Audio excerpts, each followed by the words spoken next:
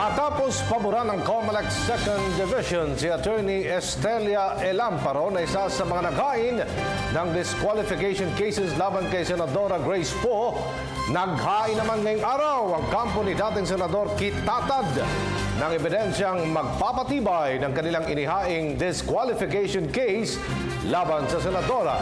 Ang detalye ng balitang yan, ihatid sa atin ni Ria Fernandez.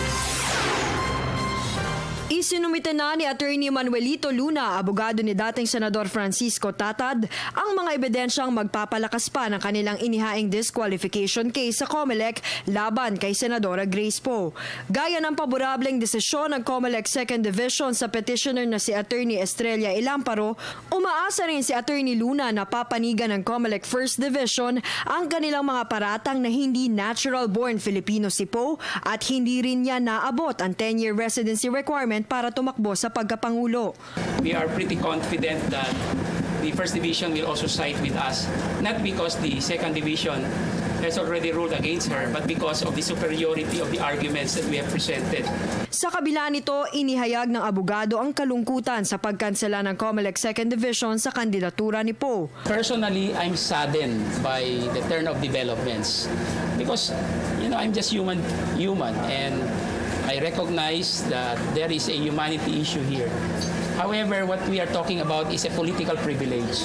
Citizenship is a political privilege.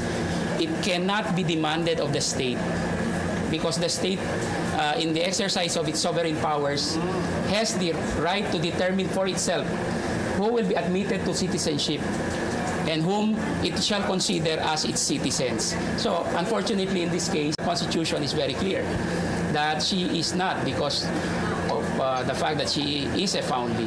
Ayon kay Luna, sakaling panigan ng COMELEC ang kanilang disqualification case, hindi na maaaring tumakbo o mamuno sa anumang pampublikong tanggapan si Poe. Ours is really a more potent petition because this will mean a lifetime ban. Para sa Telebisyon ng Bayan, Ria Fernandez.